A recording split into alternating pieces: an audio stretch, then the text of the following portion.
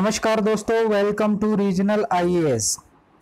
Gross domestic product GDP जिसे हम short में कहते हैं, भारतीय अर्थव्यवस्था, इंडियन इकोनॉमी के अंदर ये टॉपिक आता है और आपके एग्जाम पॉइंट ऑफ व्यू से काफ़ी इंपॉर्टेंट है। और जब आप इकोनॉमी पढ़ना शुरू करते हैं तो जनरली जीडीपी ही पढ़ाया जाता है, क्योंकि यहाँ से एक शुरुआत होती है, एक आपकी समझ विकसित होती है। ठीक है, जीडीपी अगर आपको पता नहीं होगा तो आगे बहुत से कॉन्सेप्ट आपको समझ में नहीं आएंगे जो जीडीपी पर डिपेंड रहते हैं। तो आज हम इसमें डिटेल में बहुत आसान तरीके से जीडीपी के बारे में चर्चा करने वाले हैं। ठीक है, ये हमारा वीडियो है जीडीपी पर पहला। इसके बाद अगर कुछ बचता है इसमें, जैसे कि मेथड्स ऑफ कैलकुलेटिंग जीडीपी, तो उसको हम नेक्स्ट पार्ट में लेके आएंगे। सबसे मेन और इम्पोर्टेंट पार्ट यही होगा। तो चलिए बने रहिए मेरे साथ, शुरू करते हैं जीडीपी के बारे में। देखिए जीडीपी क्या होता है। मान लीजिए इंडिया की जो टेरिटरी है, ज्योग्राफिकल टेरिटरी है, जो ज्योग्राफिकल क्षेत्र है, भौगोलिक क्षेत्र है।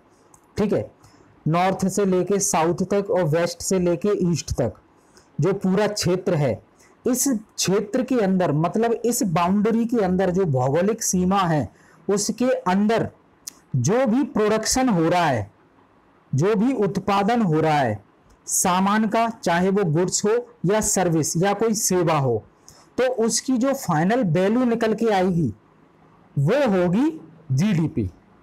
समझ आया आपको?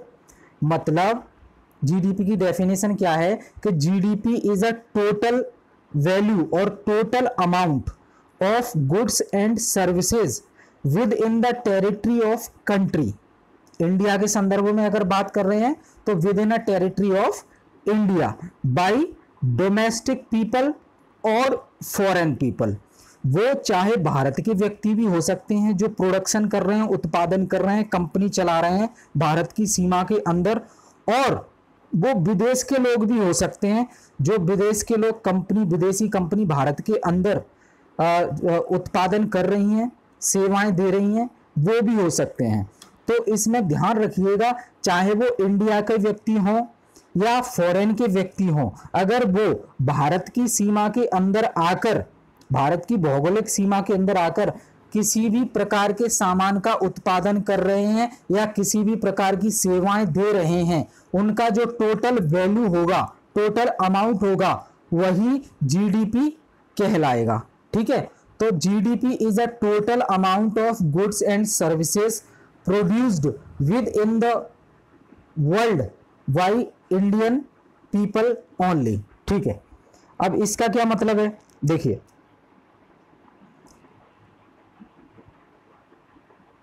अब इसमें जो है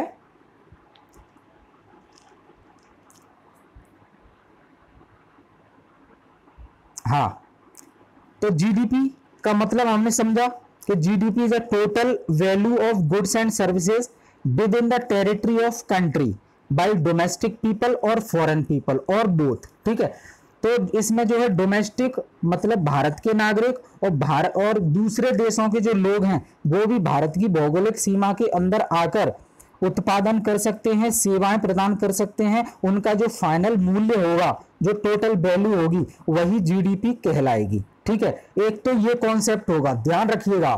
ठीक है, और बाहर के लोगों इन द सेंस मतलब बाहर की जो कंपनी है, जैसे कि सैमसंग है, अमेजन काम कर रही है, ठीक है, माइक्रोसॉफ्ट काम कर रही है, तो ये कंपनी तो बाहर की है लेकिन इंडिया के अंदर काम कर रही हैं, तो इनकी जो गुड्स और सर्विसेज की जो वैल्यू होगी वो इंडिया की जीडीपी में काउंट होगी। ये ध्यान रखिएगा, इंडिया के लोगों के द्वारा इंडिया में रहकर जो उत्पादन और सर्विस दी जा रही है वो तो जीडीपी में काउंट होगी ही, लेकिन बाहर के देशों के जो लोग हैं या कंपनी हैं इंडिया में रहकर उत्पादन या सेवाएं दे रही हैं, उनकी जो वैल्यू होगी गुड्स और सर्विसेज की, वो भी भारत की जीडीपी का हिस्सा ही मानी जाएगी। ठीक है, तो जीडीपी आई होप आपको सबको क्लियर हो गया होगा।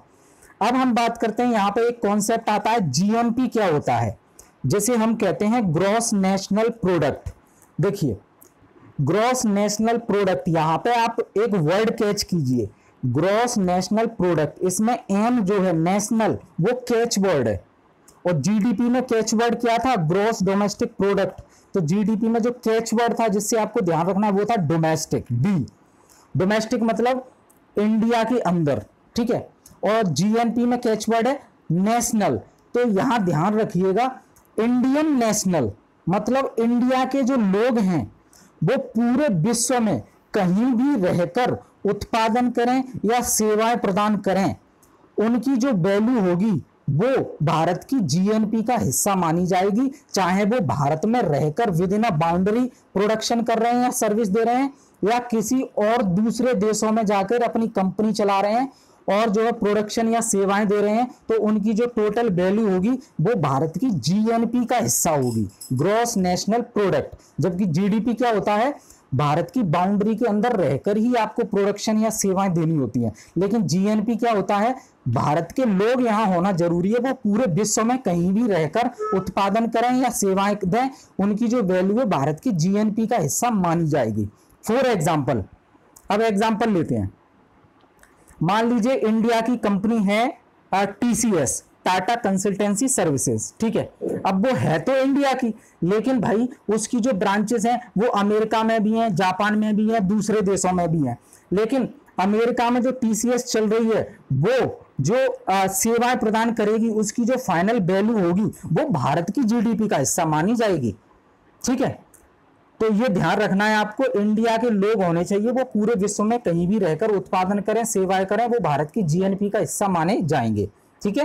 तो आई होप दोनों चीजें आपको क्लियर हो गई होंगी, कॉन्सेप्ट जीडीपी और जीएनपी में क्या डिफरेंस होता है, ठीक है। अब हम एक एग्जांपल ले लेते हैं। मान लीजिए इंडिया के अंदर इंडिया की जीडीपी 500 रुपए है, फॉर एग्जांपल 500 रुपए है इंडिया की जीडीपी। तो ये 500 रुपए कैसे है, मतलब इंडिया की बाउंड्री के अंदर रहकर जो लोग हैं वो प्रोडक्शन और सेवाएं दे रहे हैं। अब ध्यान रखिएगा, इंडिया की अंदर बाउंड्री के अंदर रहकर इसमें इंडिया के लोग भी आ गए, और जो दूसरे देशों के लोग इंडिया में आकर अपनी कंपनी स्टेब्लिश किए हुए हैं, वो काम कर रहे हैं, वो भी उत्पादन और सेवाएं दे रहे हैं, वो भी जो है इसका हिस्सा हो गए। तो इन सब की मिला के जो जीडीपी निकलती है भारत की वो 500 रुपए मान लीजिए, ठीक है। जिसमें से 400 रुपए जो है वो इंडिया के लोगों के द्वारा उत्पादन और सेवाएं से कमाए जा रहे हैं, और 100 रुपए जो है जो फॉरेन लोग हैं वो विदेश से आए लेकिन इंडिया में रहकर 100 रुपए का उत्पादन या सेवाएं दे रहे हैं। तो 400 इंडिया के लोग इंडिया के अंदर रह के सेवाएं और उत्पादन कर रहे हैं 400 रुपए का, और विदेश से आए लोग जो है इंडिया में रहकर जो है 100 रुपए का उत्पादन या सेवाएं दे रहे हैं। तो टोटल जीडीपी हो गई 500, ठीक है। और मान लीजिए 50 रुपए, जो 50 रुपए है, कोई इंडिया का एक व्यक्ति है वो अफ्रीका में अपनी कंपनी चला रहा है और वहां से वो 50 रुपए की जो है वैल्यू दे रहा है उत्पादन या सर्विस देके। तो वो 50 रुपए भले ही वो अफ्रीका में रह के काम कर रहा है, वहां पर कंपनी चला रहा है, और उसकी कंपनी की जो वैल्यू आ रही है प्रोडक्शन या सेवाएं देने के बाद वो 50 रुपए आ रही है। तो वो भले ही अफ्रीका के अंदर चला रहा है लेकिन है वो इंडिया का, समझ रहे हैं। तो जो है वो भारत की जीडीपी का हिस्सा माना जाएगा। तो इसमें देखिए, तो जो जीएनपी निकल के आएगी वो 500 रुपए तो भारत की जीडीपी हो गई, ठीक है। अब जो विदेश के लोग थे वो 100 रुपए रह के कमा रहे थे भारत के अंदर।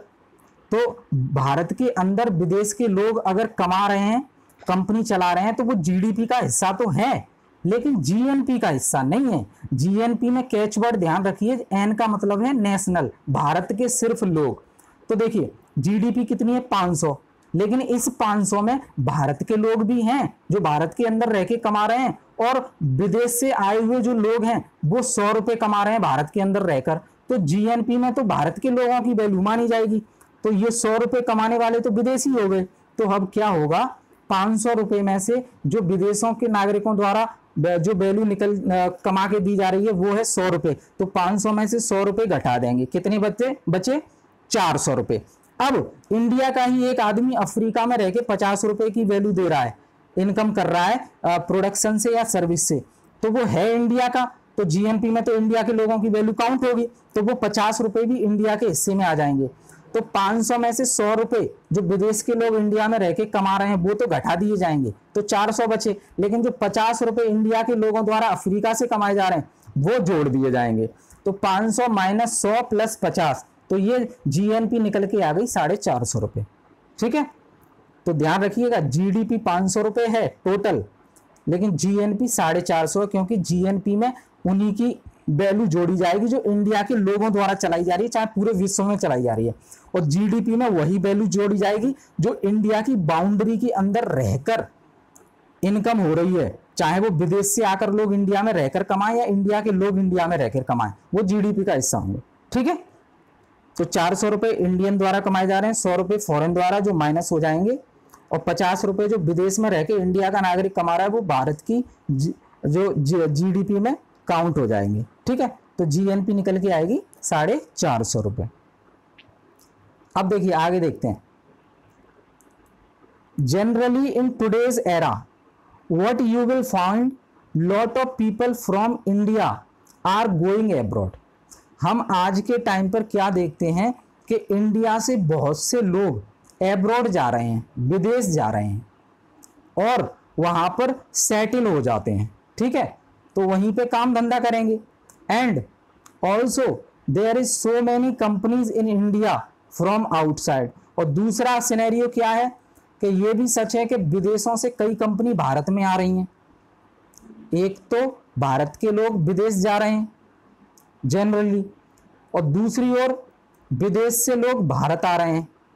तो that is other countries of the world and working producing goods services in India.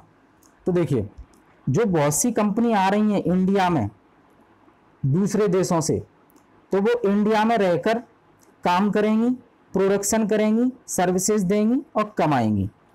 तो द नंबर ऑफ पीपल और companies who are coming from outside, मतलब अदर देन इंडिया, तो यहां पे क्या निकल के आ रही है कि विदेशों से जो लोग भारत में आ रहे हैं कंपनी लेकर, वो ज्यादा हैं किसकी तुलना में, कि भारत से लोग विदेश जा रहे हैं। मतलब विदेशों से लोग जो भारत में आ रहे हैं वो उनकी संख्या ज्यादा है, जबकि इंडिया से लोग बाहर जा रहे हैं उनकी संख्या कम है। तो द नंबर ऑफ पीपल और companies who are coming from outside to India is generally higher. विदेशों से लोग ज्यादा आते हैं कंपनियां इंडिया में, जबकि इंडिया से कम जाते हैं बाहर। तो ये जनरली देखने को मिलता है, हमेशा की बात नहीं कर रहा हूं मैं। ठीक है, मोस्टली यही है। So generally not always GDP is greater than GNP. तो हमेशा याद रखिए अगर विदेशों से लोग भारत में ज्यादा आएंगे कंपनी लेकर तो जीडीपी हमारी बढ़ेगी, और इंडिया से लोग बाहर जाएंगे तो उनकी संख्या कम है, तो इसलिए जीडीपी जनरली ज्यादा होती है जीएनपी की अपेक्षा में। ये आपको याद रखना है, हमेशा नहीं, जनरली जीडीपी ज्यादा होती है जीएनपी की अपेक्षा में। ठीक है, आगे चलते हैं। देखिए यहां पे जो है जो आंकड़े हैं वो मैं डिस्कस करता हूं जानकारी के लिए, एग्जाम के लिए इंपॉर्टेंट नहीं है। 2013-14 के सर्वे में जो है भारत की जीडीपी कितनी थी, 9839434 करोड़। ठीक है, और 2014-15 जो वित्तीय वर्ष था उसमें कितनी थी, 10552551 करोड़। ठीक है, और 2015 से 16 में कितनी थी, 11350962 करोड़। ठीक है, इतनी थी। ठीक है, और आप आगे लेटेस्ट आंकड़े भी इसमें जोड़ सकते हैं। ठीक है, तो अगर हम ग्रोथ कैलकुलेट करें कि इंडिया की ग्रोथ कितनी है तो कैसे करेंगे। मान लीजिए हमें 2015 से 16 की ग्रोथ काउंट करनी है कि इंडिया ने कितनी ग्रोथ की है। तो उसके लिए क्या करेंगे, हम सबसे पहले 15-16 के जो जीडीपी के आंकड़े हैं वो लेंगे। जीडीपी के आंकड़े कितने हैं 15-16 के लिए, वो हैं 11,35,962 करोड़। ठीक है, तो ये ले लिया। अब माइनस इसमें से जस्ट प्रीवियस ईयर के आंकड़े घटा देंगे, तो 14-15 के आंकड़े घटा देंगे तो -1055 2151 ये घटा दिया और इसको डिवाइड कर देंगे 2014-15 के आंकड़े से, ठीक है, और मल्टीप्लाई 100, तो जो ग्रोथ निकल के आएगी वो 7.6% निकल के आएगी। तो इस ऐसे हम कैलकुलेट करेंगे कि ग्रोथ कितनी है, ठीक है। अब देखिए, suppose we have a 680 rupees, मान लीजिए कि suppose we have a 680 rupees and want to convert this in US dollar. मान लीजिए हमारे पास 680 रुपये हैं और हम चाहते हैं 680 रुपये को यूएस डॉलर में कन्वर्ट करना, कि इंडिया के जो 680 रुपये हैं उनकी यूएस डॉलर में कितनी वैल्यू होगी। तो सबसे पहले हमें पता करना होगा कि जो करेंसी एक्सचेंज रेट है वो कितनी है, मतलब $1 कितने रुपए के बराबर चल रहा है वो हमें पता करना पड़ेगा। तो मान लीजिए कि $1 जो है 68 रुपये का चल रहा है, तो हम एक्सचेंज रेट कैसे निकालेंगे कि भैया 680 रुपये की जो वैल्यू है डॉलर में वो कितनी आएगी। तो 680 अपॉन जो रेट चल रहा है डॉलर का वो 68, तो ये डिवाइड करेंगे तो आ जाएगा 10 यूएस डॉलर, ठीक है। तो यानी 680 रुपये इंडिया के जो है वहाँ के 10 यूएस डॉलर के बराबर हैं। तो ये एक्सचेंज रेट निकल के आ गई, ठीक है। तो 680 रुपये is equal to 10 US dollar, ठीक है। ये ध्यान रखिएगा, इस तरह से निकालते हैं। अब मान लीजिए,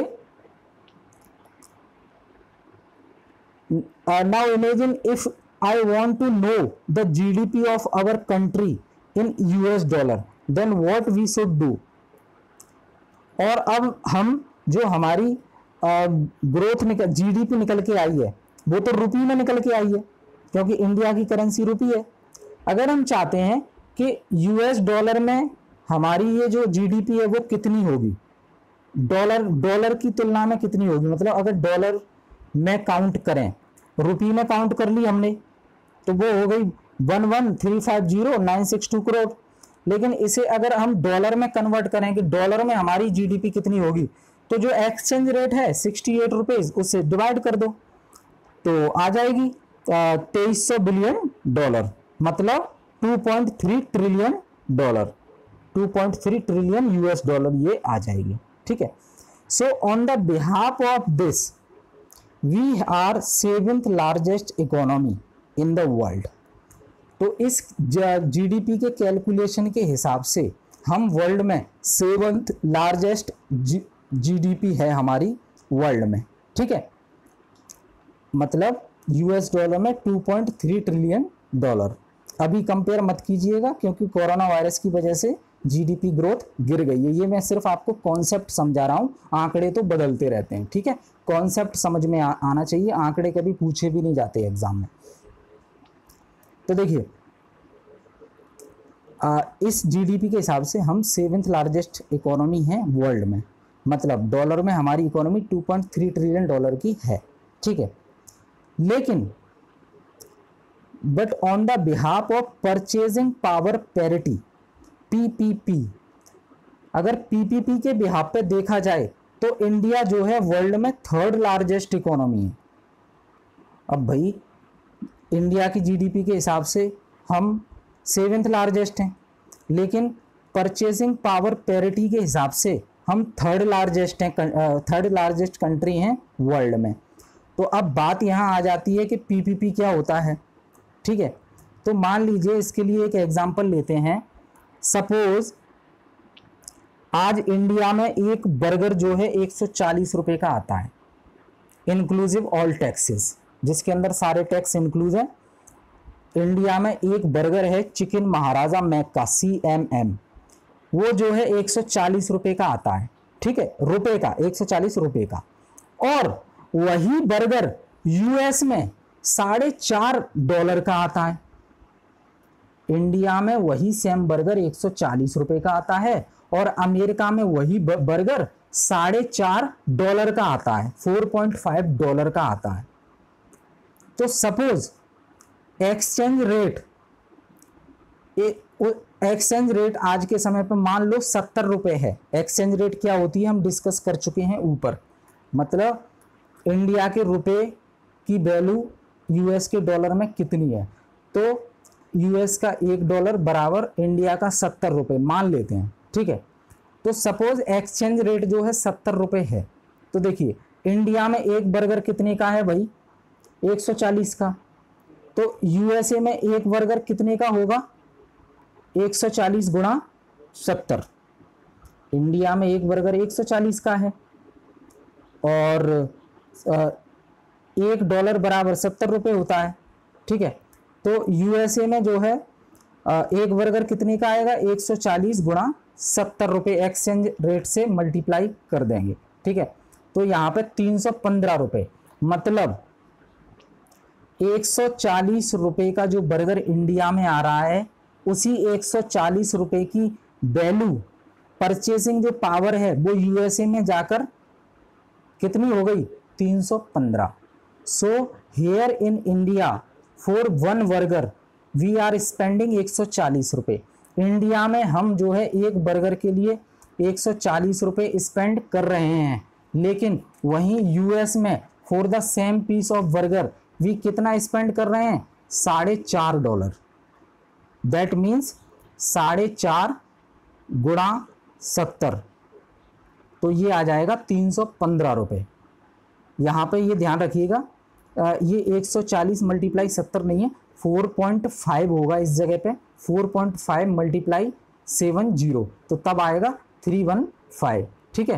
तो ये याद रखना, आप करेक्शन कर लेना। तो यूएसए में हम उसी बर्गर के लिए कितना दे रहे हैं, $4.5, मतलब 4.5 गुणा एक्सचेंज रेट से मल्टीप्लाई कर देंगे तो रुपए में कन्वर्ट हो जाएगा 315 रुपये।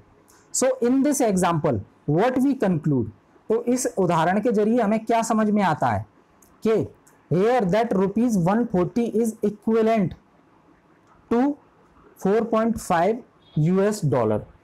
इंडिया के 140 रुपये अमेरिका के $4.5 की बराबर हैं when it comes to purchasing power. When it comes to buying a burger in USA, so 140 रुपये of India is equal to 315 रुपये इन USA। इंडिया में 140 रुपये की वैल्यू कितनी है, 140, लेकिन उसी 140 की अमेरिका में परचेसिंग करने की वैल्यू कितनी है, 315 रुपये, ठीक है। एग्जाम्पल ले लेते हैं, दूसरा एग्जाम्पल लेके समझते हैं। अमेरिका में एक लैपटॉप है, वो $200 का आता है, ठीक है, मतलब, और अगर इंडिया के हिसाब से इसको डॉलर को कन्वर्ट करें इंडियन रुपी में, तो 200 गुणा 70 रुपये, 70 एक्सचेंज रेट है, तो 14,000 का हो गया। But if we compare this in India, one laptop is 30,000, मतलब अमेरिका में जो है $200 का लैपटॉप आ रहा है, मतलब 14,000 का, रुपए की कंपैरिजन, रुपए से तुलना करें तो, और वही लैपटॉप इंडिया में 30,000 रुपये का आ रहा है। ये एक एग्जांपल है, ठीक है। So here we conclude that purchasing power of 30,000 of India, India के 30,000 की जो वैल्यू है वो अमेरिका में 14,000 ही है। जबकि बर्गर का हमने एग्जाम्पल किया था तो वहाँ पे परचेजिंग पावर ज़्यादा थी, इंडिया के 140 रुपये की वैल्यू वहाँ 315 रुपये थी, लेकिन लैपटॉप के केस में 30,000 की इंडिया की वैल्यू वहाँ पे 14,000 है। तो ये जो है प्रोडक्ट के हिसाब से, कमोडिटी के हिसाब से अलग अलग रहता है, ये डिपेंड करता है परचेजिंग पावर कितनी है आपकी उस कमोडिटी को खरीदने के लिए। तो ये होता है परचेजिंग पावर पैरिटी, ठीक है, कि परचेजिंग करने की मतलब परचेजिंग करने के लिए आपकी मनी की वैल्यू कितनी है सेम प्रोडक्ट को। तो यहाँ पे देखिए, PPP is better way to calculate GDP. अब यहाँ पे निकल के आता है कि जो पीपीपी होता है, purchasing power parity, is better way to calculate GDP. GDP को अच्छे से कैलकुलेट करने का सबसे अच्छा तरीका है पीपीपी, ठीक है। आईएमएफ की रिपोर्ट, अब ध्यान रखिए, परचेजिंग पावर पैरिटी जो है कन्वर्जन, वो कोई गवर्नमेंट नहीं रिपोर्ट जारी करती है कि परचेजिंग पावर पैरिटी कितनी है, ये जारी करती हैं ऑर्गेनाइजेशंस जैसे कि IMF, world bank, United Nations, ठीक है। अब आईएमएफ का एग्जांपल लें, 2015 का एक एग्जांपल लेते हैं कि इंडिया की जो जीडीपी है वो $8.64 ट्रिलियन है on the behalf of purchasing power parity. ये आईएमएफ की रिपोर्ट है। वर्ल्ड बैंक की रिपोर्ट ने क्या कहा कि इंडिया की जो जीडीपी है वो 7.98% है, 7.98 ट्रिलियन डॉलर है, और यूएन के हिसाब से 7.965 ट्रिलियन डॉलर है। देखिए इसमें जो थोड़ा सा डिफरेंस आ रहा है ना आंकड़ों में, आईएमएफ, वर्ल्ड बैंक और यूनाइटेड नेशंस, ये उनके डेटा गैदरिंग के हिसाब से थोड़ा सा डिफरेंशिएट करता है, बाकी सभी ठीक है। ठीक है, तो इसके हिसाब से परचेसिंग पावर पैरिटी के हिसाब से इंडिया जो है थर्ड लार्जेस्ट है इकोनॉमी। ठीक है, और जीडीपी इंडियन रुपी के हिसाब से जीडीपी की में बात करें तो 7th लार्जेस्ट है। ठीक, अब when we compare India with other country then we take into account GDP at purchasing power parity conversation. तो अगर हम कंपेयर करते हैं अपनी इकोनॉमी को दूसरे की इकोनॉमी से, तब हम जो है पीपीपी कन्वर्जन फैक्टर का इस्तेमाल करते हैं। ठीक है, because comparison should be in alike, क्योंकि कंपैरिजन जो है एक जैसे प्रोडक्ट में होना चाहिए। ऐसा नहीं है कि बर्गर का कंपैरिजन करके हम लैपटॉप की वैल्यू निकालें और लैपटॉप का कंपैरिजन करके बर्गर की वैल्यू निकालें, नहीं। जो बर्गर इंडिया में जो प्रोडक्ट है, सेम प्रोडक्ट यूएसए में है, तो सेम प्रोडक्ट का कंपैरिजन होगा और किसी का नहीं। ठीक है, अब ये भी बात है कि जो पीपीपी कन्वर्जन फैक्टर है वो निकालना इतना इजी नहीं होता है, क्योंकि काफ़ी रैक्टिक होता है। वर्ल्ड बैंक, आईएमएफ और यूनाइटेड नेशन कई जगह से डेटा लेकर ये कैलकुलेशन करती हैं, इसलिए गवर्नमेंट नहीं करती, ये ऑर्गेनाइजेशंस ही करते हैं। ठीक है, तो ये आपको ध्यान रखना है, आंकड़े आपको बिल्कुल ध्यान नहीं रखने हैं, ये एग्जाम में नहीं पूछे जाते हैं। अब फाइनल जो डेफिनेशन निकल के आती है परचेसिंग पावर पैरिटी की, वो क्या है? देखिए, PPP conversion factor is the number of units of countries currency. PPP conversion factor is the number of units of country's currency required to buy some amount of goods and services in the domestic market as a US dollar would buy in the US. This conversion factor is for GDP. As per 15-16 data, अभी हम हाल ही का ले लेंगे 18-19 का, 19-20 का, लेकिन मैं example बता रहा हूं आपको। तो 15-16 के आंकड़े के हिसाब से GDP of India in terms of nominal GDP is around 2.29 trillion. 15-16 के आंकड़े के हिसाब से इंडिया की जो जीडीपी है, नॉमिनल जीडीपी, वो 2.29 ट्रिलियन की है, डॉलर की। ठीक है, जो इसे 7th लार्जेस्ट कंट्री बनाता है वर्ल्ड में।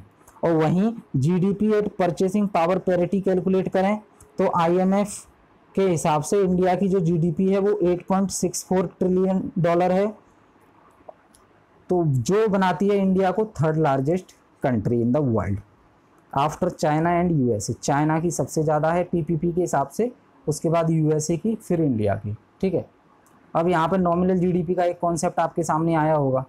ठीक है, तो वो डिस्कस करेंगे हम। कुछ आंकड़े समझने के लिए हैं, एग्जाम के लिए नहीं है।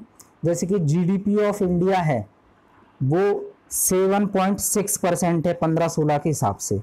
ठीक है, ये रुपी में।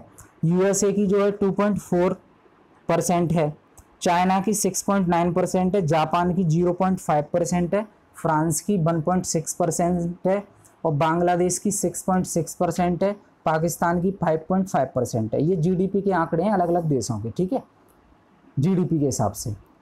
अब यहाँ देखने में क्या आ रहा है आपको कि जो डेवलप्ड नेशन है, जैसे कि विकसित हो चुके हैं जो देश, जैसे कि यूएसए, जापान और फ्रांस, इनकी जीडीपी आपको कम लग रही होगी।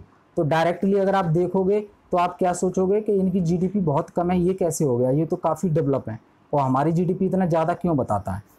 तो देखिए, डेवलपिंग कंट्री के लिए एक चीज़ याद रखिएगा आप, डेवलप्ड कंट्री के लिए आप याद रखिएगा, जो विकसित हो चुके हैं देश, उनकी जो जीडीपी है वो विकासशील देशों की जीडीपी की अपेक्षा हमेशा कम रहती है। उसका कारण क्या है कि देखिए, इंडिया जो है विकासशील देश है और हम हर साल नई नई चीज़ों पर खर्च करते हैं, जैसे कि पुल बनाते हैं, रोड बनाते हैं, हॉस्पिटल बनाते हैं।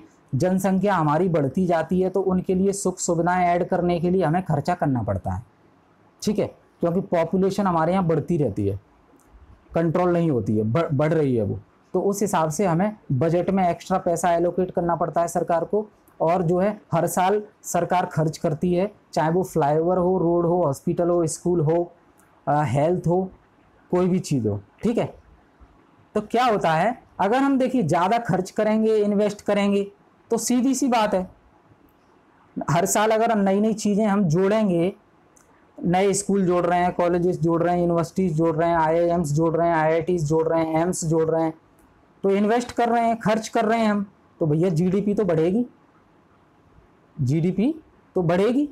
लेकिन डेवलप्ड कंट्री में क्या होता है, जो विकसित हो चुके हैं देश, उनके पास वो ऑलरेडी ये सारी चीज़ें डेवलप कर चुके हैं, मतलब वो फ्लाईओवर भी सफिशिएंट बना चुके हैं, रोड भी उनके यहाँ अच्छी खासी हैं, और हॉस्पिटल भी काफ़ी डेवलप कर चुके हैं, वो स्कूल भी काफ़ी बना चुके हैं, तो वो ना, और जनसंख्या भी उनके यहाँ स्टेबल है, बढ़ती नहीं है इतनी, तो वो ना हर साल ज़्यादा चीज़ों पे खर्च नहीं करते, नई नई चीज़ों पे, तो थोड़ा बहुत उन्हें करना होता है मेंटेनेंस के लिए, और थोड़ा ऐड ऑन करना होता है, तो वो कम खर्च करते हैं। अगर कम स्पेंड करेगा कोई देश, कम खर्च करेगा, तो जीडीपी तो कम होगी, क्योंकि जीडीपी ओवरऑल फाइनल प्रोडक्शन होता है, final value of production and services होता है। जब खर्च ही नहीं कर रहे, वो प्रोडक्शन ही नहीं कर रहे उतना, तो फिर जीडीपी तो कम होगी। तो इसीलिए इसका मतलब ये मत समझना कि जीडीपी जो परसेंटेज है वो कम दिखा रही है, इसका मतलब कोई लोचा है, नहीं।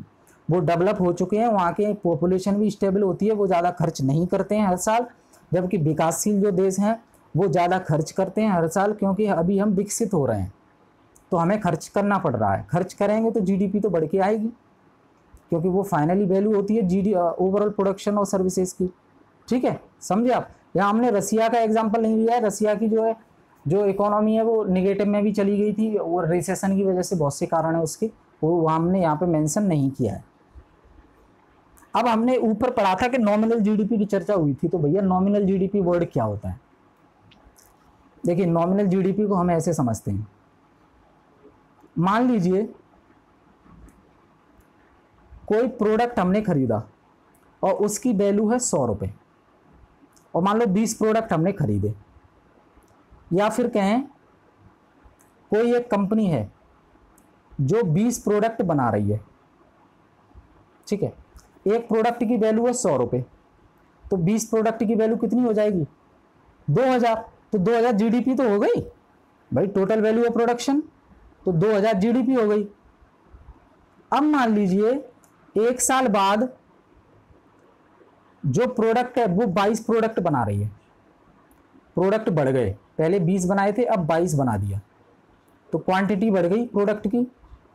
अब जो है वैल्यू भी बढ़ गई, जो एक प्रोडक्ट की जो कॉस्ट आ रही थी ना वो भी बढ़ गई, वो कितनी हो गई 110 रुपये। पहले 100 रुपये में जो है एक प्रोडक्ट बनता था, तो 20 प्रोडक्ट कितने में बन गए, 2000 रुपये में, वो जीडीपी हो गई।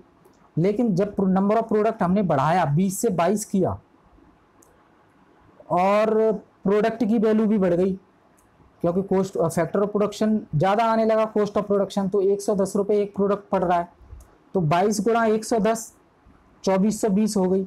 ये एग्जाम्पल लेके मैं आपको बता रहा हूँ, ठीक है। तो यहाँ पे अगर जीडीपी निकालेंगे तो 420 मतलब 2420 बटे 2000 इंटू 100, तो 21% निकल के आएगी। लेकिन अगर मान लीजिए कि 20 के जो नंबर ऑफ प्रोडक्ट हैं वो हम बढ़ाते नहीं हैं, वो उतने ही रखते हैं, 20 थे पहले, वो 22 ना होके हम 20 ही रखते हैं, लेकिन वैल्यू बढ़ जाती है, एक प्रोडक्ट की जो खर्चा है वो 110 ही है, तो 20 गुणा 110 बराबर 2200, तो कितनी जीडीपी निकल के आ रही है, 10%। अब यहाँ समझने वाली बात ये है कि ये जो 110 रुपये 100 से 110 हुए हैं ना, ये इन्फ्लेशन की वजह से हुए हैं, महंगाई की वजह से हुए हैं, प्रोडक्ट बढ़ने की वजह से नहीं, ठीक है। तो जो नॉमिनल जीडीपी होती है, जो नॉमिनल जीडीपी होती है उसमें जो इन्फ्लेशन है वो इंक्लूड होता है, ठीक है। मान लीजिए कि 20 प्रोडक्ट हम बना रहे थे 90 की रेट से, तो 1800 जीडीपी हो गई, और प्रोडक्ट हमने बढ़ा दिए 22, और जो वैल्यू है एक प्रोडक्ट बनाने में खर्चा आ रहा है वो 90 रुपये ही आ रहा है, तो 22 गुणा 90 तो 1980 बढ़ के आ गई। ये एक्चुअल रियल जीडीपी है, क्योंकि यहाँ पर रेट नहीं बढ़ा, रेट 90 ही था और अगले साल भी 90 रहा, लेकिन प्रोडक्ट हमने बढ़ाए तो जीडीपी बढ़ गई। लेकिन वहां पे क्या हो रहा था, वहां पे जो है प्रोडक्ट की जो कॉस्ट है वो बढ़ के आ रही थी। तो वो क्यों आ रही थी, वो इन्फ्लेशन की वजह से बढ़ के आ रही थी। तो इन्फ्लेशन की वजह से बढ़कर जो वैल्यू निकलती है, जीडीपी निकलती है, वो नॉमिनल जीडीपी होती है। और अगर प्राइस कांस्टेंट रहे और नंबर ऑफ प्रोडक्ट बढ़ा दिए जाएं तो वो जो जीडीपी निकलेगी वो रियल जीडीपी होगी। तो ध्यान रखिएगा, नॉमिनल जीडीपी में इन्फ्लेशन इंक्लूड रहता है, रियल जीडीपी में नहीं रहता। रियल जीडीपी में जो है प्राइस कांस्टेंट रहती है, निश्चित रहती है, प्रोडक्ट नंबर ऑफ प्रोडक्ट बढ़ते रहते हैं। ठीक है, तो so when it comes to GDP there are two things.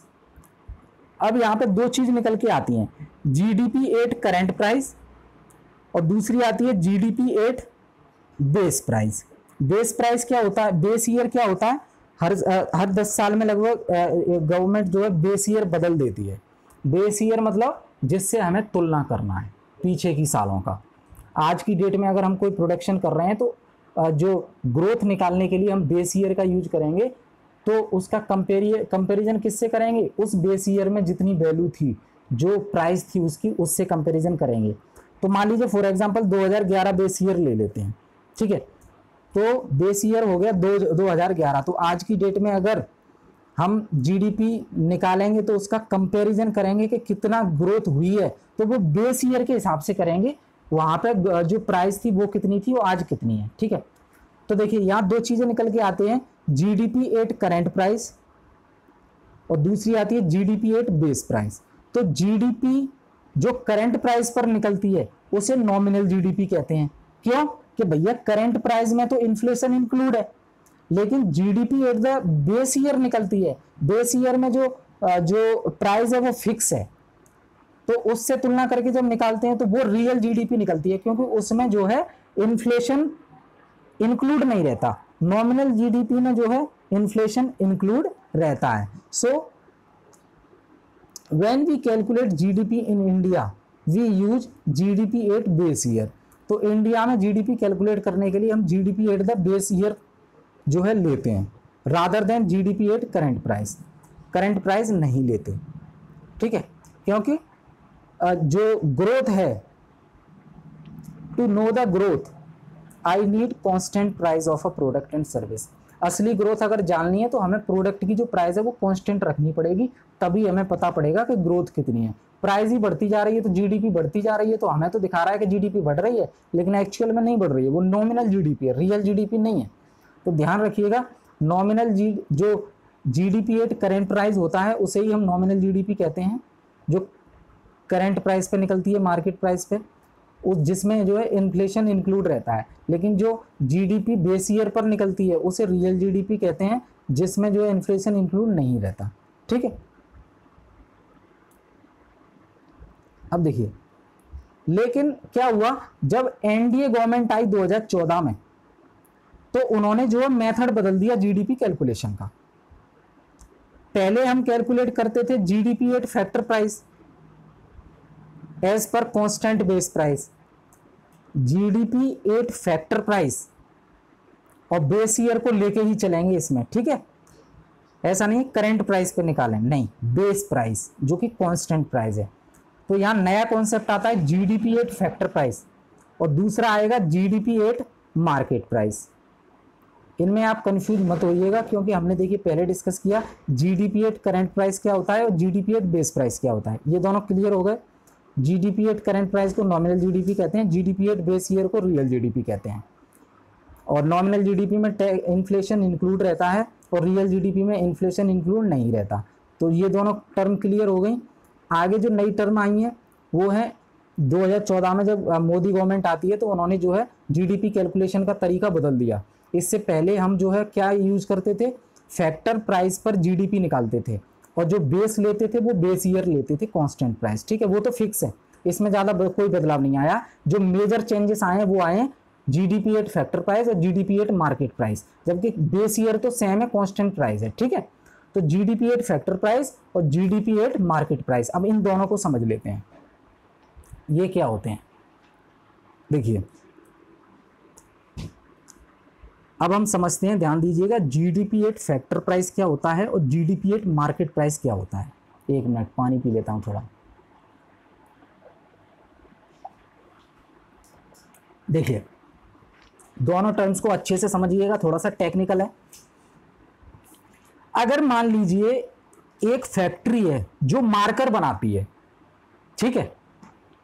अब भैया जब वो मार्कर बना रही है तो उस कंपनी ने अपने रजिस्ट्रेशन के लिए भी खर्चा किया होगा, ठीक है, और प्रोडक्शन करने के लिए उसने प्रोडक्शन टैक्स भी दिया होगा।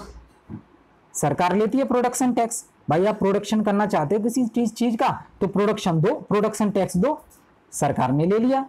कंपनी ने रजिस्ट्रेशन कराया, उसका भी चार्ज खर्च किया कंपनी ने। इलेक्ट्रिसिटी चार्ज, बिजली लग रही है मशीनों में, उसका भी बिल दिया। लेबर कॉस्ट दी, जो लेबर लगी है, मजदूर लगे हैं, उनका भी चार्ज दिया। और ऐसे बहुत सी चीजें खर्चे। तो जो प्रोडक्शन के लिए जो खर्चे जरूरी होते हैं वो सब शामिल होंगे। और जो मशीन चल रही हैं उनमें जो डेप्रिसिएशन आ रहा है, मतलब उनकी जो मशीन की जो वैल्यू में गिरावट आ रही है, वो डेप्रिसिएशन भी काउंट होगा यहाँ पे। अब फाइनली बात हम ये करते हैं कि मान लीजिए कोई फैक्ट्री एक मार्कर बना रही है और उस मार्कर को बनाने के लिए उस फैक्ट्री का खर्चा, वो फैक्ट्री खर्च कर रही है 90 रुपये। अच्छी क्वालिटी का मार्कर है, 90 रुपये जो है खर्च कर रही है एक मार्कर को बनाने के लिए। तो इस 90 रुपये में सारे जो खर्चे हैं उसके कंपनी के आ गए। Registration charge, production tax, electricity charge, labour cost, depreciation, सारी चीजें आ गई। ये एक मार्कर पे खर्च निकल रहा है उसका 90 रुपये। अब भैया ये बता दो, कंपनी मार्कर बना रही है 90 रुपये का, तो कंपनी कोई समाज सेवा तो नहीं कर रही? क्या समाज सेवा कर रही है?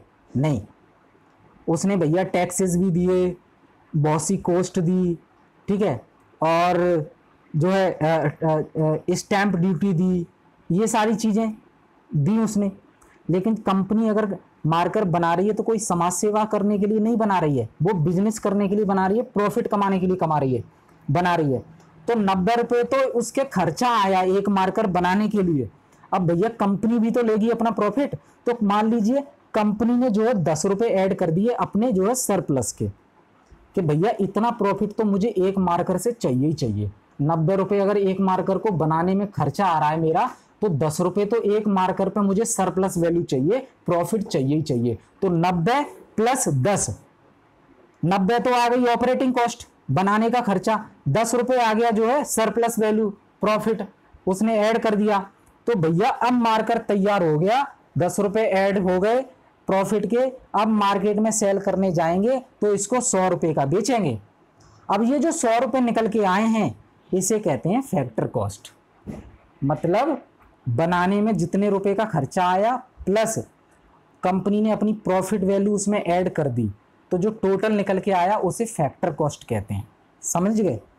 ठीक है, अब चलते हैं। अब बन के तैयार हो गया, अब ये मार्कर निकलेगा कंपनी से बाहर।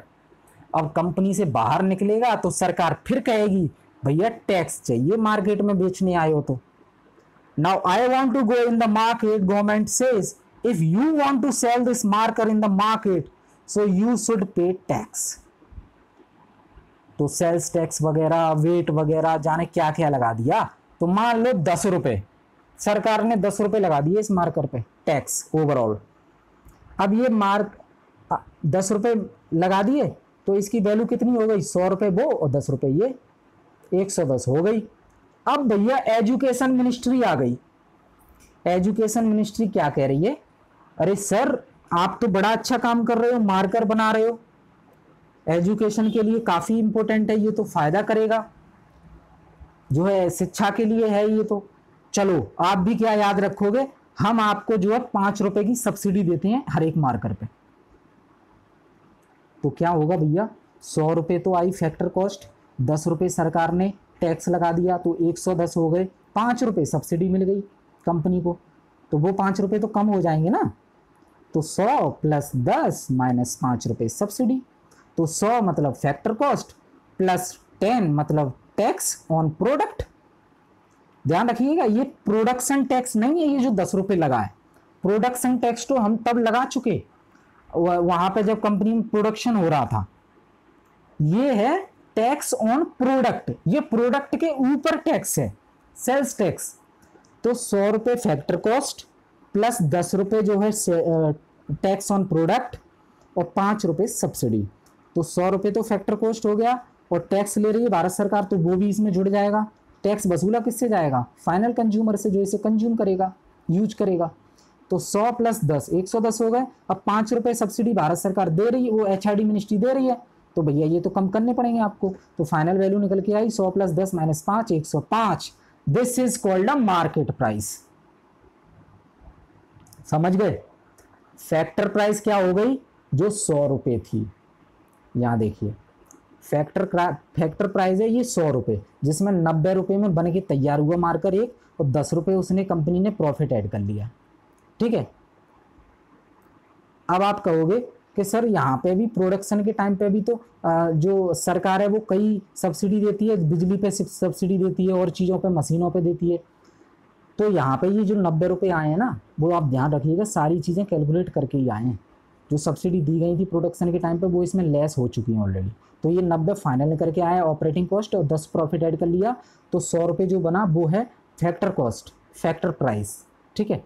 और जो यहाँ पे आया 105, जिसमें टैक्स ऐड हो गए और सब्सिडी लेस हो गई, तो ये जो 105 आया ये हो गया मार्केट प्राइस। तो फैक्टर प्राइस और मार्केट प्राइस समझ आ गया। तो करेंटली हम जो मार्केट प्राइस का यूज करते हैं GDP कैलकुलेट करने के लिए, ना कि फैक्टर प्राइस का। ठीक है। इस तरह ये तो एक चीज, एक प्रोडक्ट की, एक कमोडिटी की बात की हमने। अगर पूरे देश की GDP निकालनी है मार्केट प्राइस पर, तो क्या होगा? पूरे देश में जो प्रोडक्शन हो रहा है उस पे सबका टोटल फैक्टर कॉस्ट निकाल लो, कितना खर्चा आया उनको बनाने में, जिसमें उनकी प्रॉफिट वैल्यू भी शामिल होगी, और जो भारत सरकार इन सब पे टैक्स लगा रही है वो टैक्स प्लस कर दो, और इन सब पे जो भारत सरकार टैक्स सब्सिडी दे रही है वो माइनस कर दो। तो फाइनल निकल आएगा GDP at market price as per the base year. ठीक है। अब कुछ कॉन्सेप्ट हैं छोटे से, वो भी देख लेते हैं। नेट डोमेस्टिक प्रोडक्ट क्या होता है? हमने GDP पढ़ा, ग्रॉस डोमेस्टिक प्रोडक्ट। तो GDP क्या था? Total final value of all products and services produced with in a boundary of country. ये GDP था। किसी भी देश की भौगोलिक सीमा के अंदर जो प्रोडक्शन हो रहा है और जो सर्विसेज दी जा रही हैं, उनकी जो फाइनल वैल्यू है वो GDP कहलाती है। और इसमें चाहे बाहर का व्यक्ति आके इंडिया में रह के प्रोडक्शन करे या इंडिया का ही इंडिया में रह के करे, वो सब काउंट होगा। ठीक है। तो GDP तो हो गया भैया वो। अब GDP में बस जो कैपिटल गुड्स होते हैं ना, मशीनरी वगैरह, उनका जो चलते चलते उनकी वैल्यू गिर जाती है। तो जो वैल्यू गिरी, डेप्रिसिएशन, उस वैल्यू को माइनस कर दो GDP में से, तो NDP आ जाएगा। सिंपल है, ऐसा कोई रॉकेट साइंस नहीं है ये। ठीक है। तो GDP में से अगर डेप्रिसिएशन माइनस कर देंगे तो NDP निकल आएगा। और ठीक वैसे ही हमने GNP पढ़ा, ग्रॉस नेशनल प्रोडक्ट। वहाँ पे क्या था? इंडिया के लोगों के द्वारा पूरे विश्व में कहीं भी रहकर प्रोडक्शन और सर्विस दी जा रही है, उसकी जो फाइनल वैल्यू है वो GNP होती है। तो NNP कैसे निकलेगी? सिंपल, GNP में से डेप्रिसिएशन माइनस कर दो, डेप्रिसिएट वैल्यू, तो NNP आ जाएगा। ठीक है। तो ये गाइज हमने डिस्कस किया अच्छे से। एक और चीज़ है इसमें, डिस्पोजेबल इनकम क्या होता है? ये कॉन्सेप्ट कभी कभार ना जो छोटे एग्जाम होते हैं वो मल्टीपल चॉइस क्वेश्चंस में पूछ लिए जाते हैं। ठीक है। तो डिस्पोजेबल इनकम क्या होती है? देखिए, डिस्पोजेबल इनकम क्या होती है कि मान लीजिए आपकी कोई पर्सनल इनकम है, उसमें से सारे पर्सनल जो करंट टैक्सेस हैं जो भारत सरकार आपसे लेती है वो घटा दो। आपकी जो इनकम हो रही है पर्सनल इनकम, उसमें से पर्सनल करंट टैक्सेस घटा दो, तो जो इनकम बची आपके पास टैक्स देने के बाद, वो आपकी डिस्पोजेबल पर्सनल इनकम कहलाएगी। ठीक है। तो सारे कॉन्सेप्ट गाइज आपको अच्छे से समझ में आए होंगे, मैं उम्मीद करता हूं। तो इसमें देखिए हमारा इसी का एक और पार्ट आएगा जो कि छोटा होगा, ज़्यादा बड़ा नहीं होगा। इसमें हम methods of calculating GDP, GDP calculate करने के, जीडीपी की गणना करने के कितने मेथड होते हैं। जैसे कि हम करंटली इनकम मेथड का यूज करते हैं, वो ज़्यादा इंपॉर्टेंट है। एक्सपेंडिचर मेथड, प्रोडक्शन मेथड्स, ये तीनों मेथड्स हम डिस्कस करेंगे उसमें, जिसमें से इनकम मेथड काफ़ी इंपॉर्टेंट होगा, लेकिन हम तीनों डिस्कस कर लेंगे, ठीक है, आपकी जानकारी के लिए।